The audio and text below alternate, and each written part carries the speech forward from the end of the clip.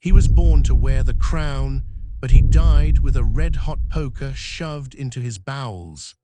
Edward II wasn't just overthrown, he was erased, humiliated, brutalized in a way no other English king has ever suffered. This wasn't a simple execution, it was a message, a firelit warning to every monarch that weakness, especially the kind draped in silk and scandal, would be punished with flame. They say kings die with honor. Edward died in silence, his screams swallowed by stone walls and royal shame. In this dark, unflinching journey into one of history's most disturbing royal deaths, we follow a king who defied tradition, dared to love dangerously, and paid for it with agony. Behind closed castle doors, in the blackness of his cell, a weapon of molten metal awaited him. But the real question isn't how he died. It's why they made it hurt so much. The prince who never fit the crown. He was born in a castle, but walked like he belonged in a theater. Heir to the mightiest king England had ever known, and yet the boy flinched at the sound of steel. Edward II never fit the mold they carved for him, and deep down, England knew it. While his father, Edward I, the Hammer of the Scots, left a trail of blood and victory across Britain, the young prince preferred poems to politics, music over military drills. He danced barefoot through gardens, played with peasants' children, listened to commoners as if their words mattered. The court watched, confused at first, then disgusted. A king in waiting, they whispered, who wore silks like a French mistress and smiled too much. But it was Piers Gaveston who turned whispers into fury. Gaveston wasn't just a knight.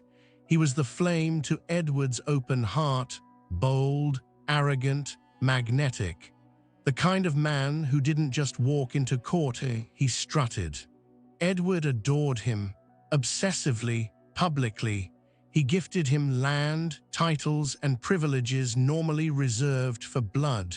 The nobles burned with rage, the clergy recoiled, and the people began to murmur. What kind of king gives his soul to another man? What god allows this shame in the palace? This is no son of the hammer, this is a boy led by lust and weakness. Beneath the royal banners, in taverns and churches, a storm was brewing.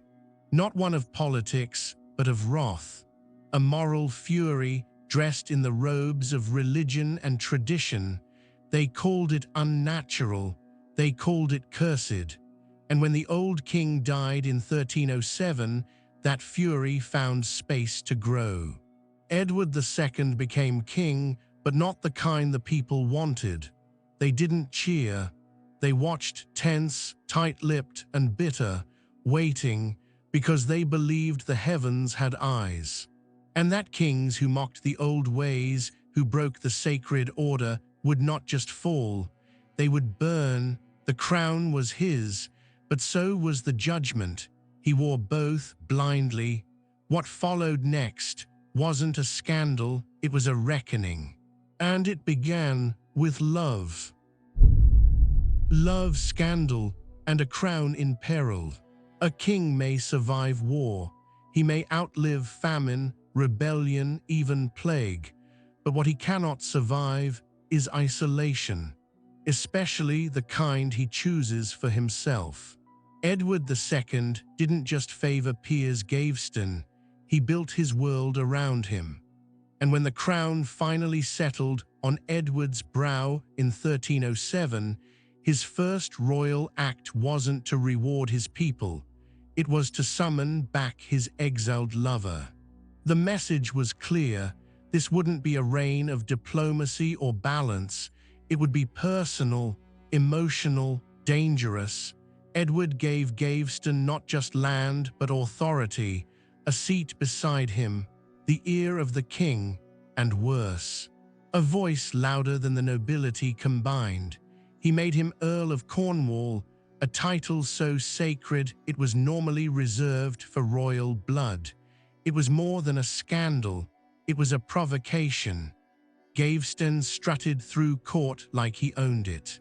He mocked the barons, called them old, fat, useless. He threw lavish tournaments in his own name, dressed in jewels, paraded through London with the king's favor hung around his neck like a trophy. The nobles didn't just loathe him, they feared him, because behind every smirk, every insult was a shadow, Edward's shadow, and the people, they watched in bitter silence as the realm's gold flowed into feasts, not fortresses. They prayed for rain in starving fields while their king drowned in wine. Some called it indulgence, others called it blasphemy, but beneath the surface, something older, darker stirred, a whisper, a craving, the need for blood to balance the scale. By 1311, the barons had had enough. Under the ordinances, they forced Edward to banish Gaveston again. But Edward, foolish and obsessed, broke the exile within months. It was the final insult. The barons didn't just plan a rebellion, they planned an erasure of Gaveston, of the disease they believed had poisoned the throne, and in 1312 they struck, captured, mocked, dragged from sanctuary and sentenced without a crown's permission. Gaveston was executed like a common traitor, beheaded in a field. Edward shattered. They thought removing Gaveston would snap the king back to duty. But it only unhinged him further. He withdrew from council, stopped trusting everyone. He turned not toward strength, but toward vengeance. And as the realm stumbled under poor harvests, Scottish victories, and rising discontent, Edward clutched the memory of his lost companion like a blade. But love had already cost him his crown's credibility. Now it would cost him something far more dangerous, his queen, because while Edward mourned, Isabella watched and waited. Isabella, Thesach of France. They called her the most beautiful woman in Europe. But beauty, as England would learn, can rot into something far more dangerous. Isabella of France wasn't just a queen by marriage. She was the daughter of a king, sister to princes, blood of the Capetian line. Raised in courts where politics were sharper than daggers, she knew how power worked. And more importantly, she knew what it meant to be humiliated. Because Edward didn't just ignore her, he abandoned her. At royal ceremonies, she stood alone. At banquets, her seat was empty while Gaveston's overflowed with gold. When she spoke, Edward barely listened. And when she watched, she remembered.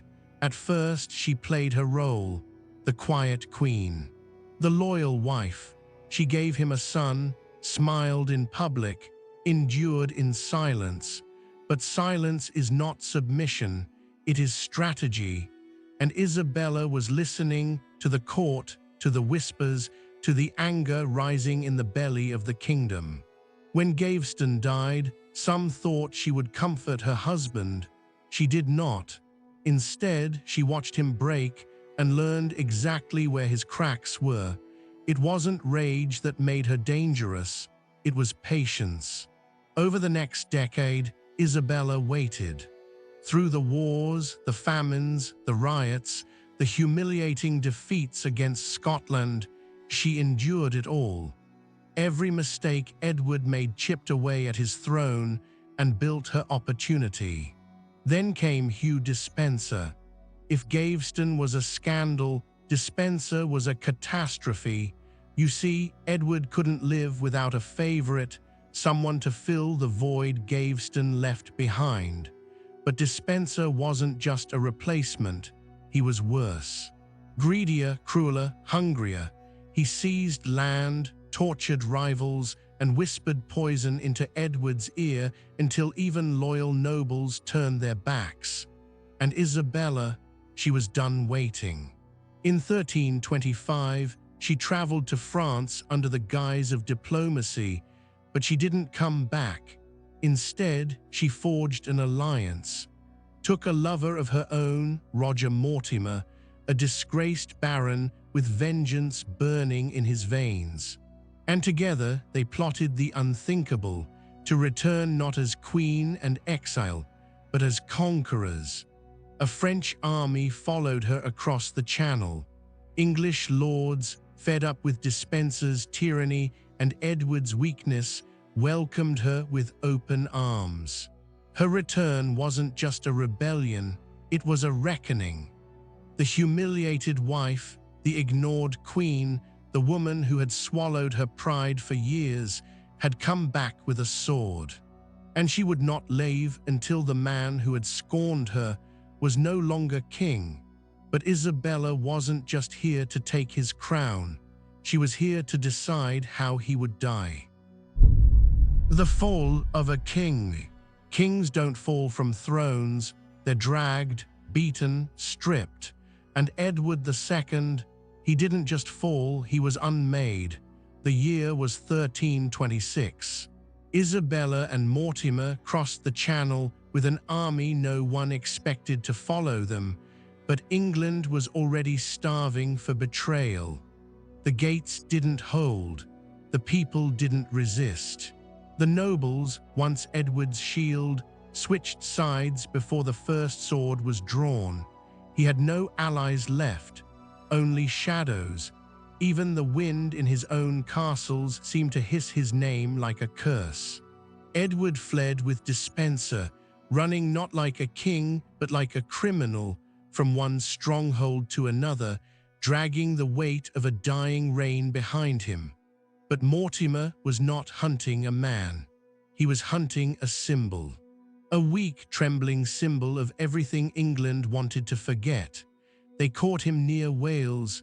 No royal procession, no honor, no trial fit for a sovereign. They dragged him through the streets, dirt-caked and hollow-eyed, while crowds screamed not in sorrow but joy. Because Edward's reign hadn't just failed, it had insulted them, and now they wanted to see him hurt. Hugh Despencer was executed first, slowly, brutally, castrated, disemboweled, quartered. His screams fed the crowds like meat. And Edward, they made him watch, not from a balcony or a throne, but from a cell, cold, bare, filthy, and in that moment he ceased to be a king. His crown was stripped, his titles revoked, his legacy shattered. He was no longer His Majesty, just Edward of Carnarvon, a prisoner of his own kingdom. But they didn't kill him, not yet. Death would have been too simple, too swift. No, they had something else in mind. Because what do you do with a man who once held God's anointing, but lived like a sinner? You make him suffer, not just in flesh, but in dignity. They locked him away in Berkeley Castle, far from court, far from mercy, but not far enough from vengeance, because what came next wasn't execution, it was punishment, and it wouldn't be marked by blood, it would be marked by silence and fire. Humiliation as torture. There are deaths that make men scream, and there are fates that leave them silent. Edward II, once a crowned sovereign, anointed by God, now woke each day in a cage colder than the stones it was built from. His cell in Berkeley Castle was no dungeon in name, but in purpose it was exquisite. They didn't beat him, not yet. No blood, no whips, no shackles, because what they did to Edward wasn't about pain, it was about undoing. They stripped him of servants, gave him rotting straw for bedding, stale crusts for food, water tinged with filth. They shaved his head, took his robes, left him in garments too thin for the damp air. Once a man adorned in royal silks, now reduced to rags and skin. But worse than the discomfort was the silence, days without voices, weeks without light, and when sound did return, it was the sound of muttering, not prayers, not pity, but mocking voices outside the stone, echoing through holes in the wall. Traitor king, godless sodomite, let him rot. He begged for a priest. They sent none. He asked for news of his son. They gave him lies. He dreamed of mercy and woke to rats chewing his boots. But this was only the beginning. At night they came, not to whip or strike, but to watch. Guardians with blank faces, eyes that did not blink, who stood in corners of the dark for hours. Never speaking, never touching, just staring. And when Edward snapped, screamed, pleaded, cursed them in every language he knew, they simply turned and left. That was the game, not to hurt him, but to watch him fall apart alone. But they couldn't resist forever. Soon came the hot iron plates, heated near his walls, close enough to smell, never see, just to remind him that heat was coming, that fire had not forgotten. Some say they let pigs die in nearby chambers, slowly, to flood his senses with the sound of agony. Some say they fed him ash mixed in broth. Some say he began to talk to the stones. But there was one thing no one doubts. By the time Edward's eyes turned grey with madness, he was no longer a man to them, just a shell, a lesson, a beast waiting to be put down. And so the question no longer was if he would die, but how brutal they were willing to make it. Because for a king who had humiliated a nation, death would come not as mercy, but as performance. The red-hot poker. There are ways to kill a man, and then there are ways to erase him. Edward of Carnarvon, once king, now carcass in waiting, was no longer being punished. He was being redefined. They didn't come in with swords or nooses. No grand execution platform, no priest, no crowd, because what they were about to do wasn't meant for public justice. It was intimate, inventive, infernal. The men who entered that night wore no emblems, only gloves, thick, blackened. One of them carried a metal rod, long and dull at first. They built a fire behind the castle wall. Low flame, no smoke. Then they waited. Inside the cell, Edward trembled in the straw, eyes hollow, ribs like broken branches beneath paper skin. He didn't cry out. He couldn't. His voice had died weeks before. But when the heat came not to the skin, but to the air, he knew. They gagged him, stripped the rags from his legs, held him down like livestock. And when the poker turned red, not glowing, but pulsing like a beating heart, they brought it forward. They didn't stab, they inserted, slowly, into the very place where kings are never meant to be touched. Flesh burned from the inside, organs hissed.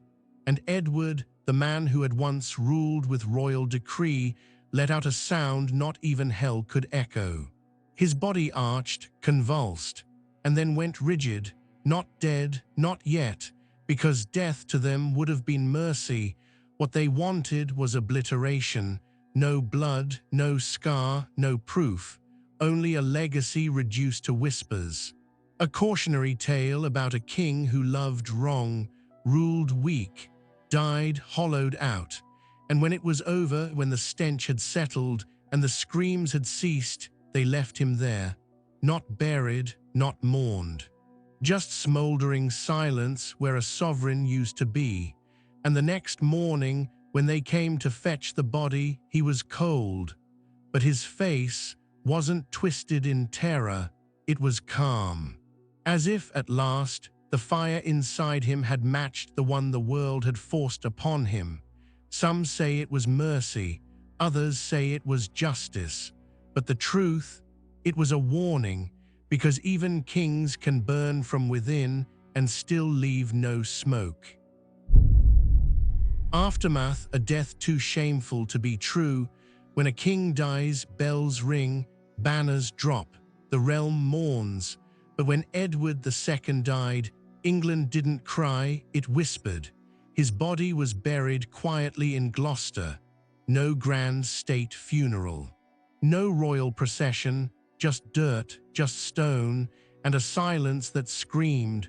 Officially, they said he died of grief, of illness, of despair, but no one believed it, because truth has a smell, and this one stank of smoke and shame. The whispers grew louder. They burned him alive, didn't they? He screamed, they say, but no blood was seen. It was the Queen, it had to be. But here's the twist. Not everyone was sure he was dead. Some claimed he escaped. That a body double burned in his place.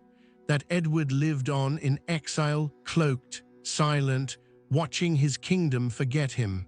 It was nonsense, probably, but it tells us something far more haunting than whether he died. It tells us how badly they wanted to rewrite the story. Because the truth was too ugly, too intimate, too royal. How do you explain to the world that a king chosen by God, crowned by church, died with fire inside him, not in battle, not on a field, but in the dark, stripped and screaming? You don't, you bury it, just like they buried him quickly and without a name worth saving. But karma, like fire, doesn't die easy. Isabella and Mortimer took the throne in his place, for a time. Until the boy, Edward III, the very son of the man they had destroyed, rose up, turned on them, and took it all back. Mortimer was hanged. Isabella was imprisoned. And Edward II's ghost, the one they thought they had silenced, came roaring back in the form of his own bloodline. So perhaps he didn't win in life, but in death he cursed them all, because some kings die forgotten, and others die unforgettable. But Edward II, he died in silence, and left behind the loudest echo in English royal history.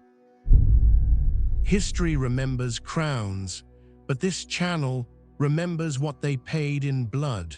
If you think Edward's death was brutal, wait until you see what happened to the mad king, the beheaded queen, the torn by horses empress. This is Tortures of the Crown. And Edward was just the beginning.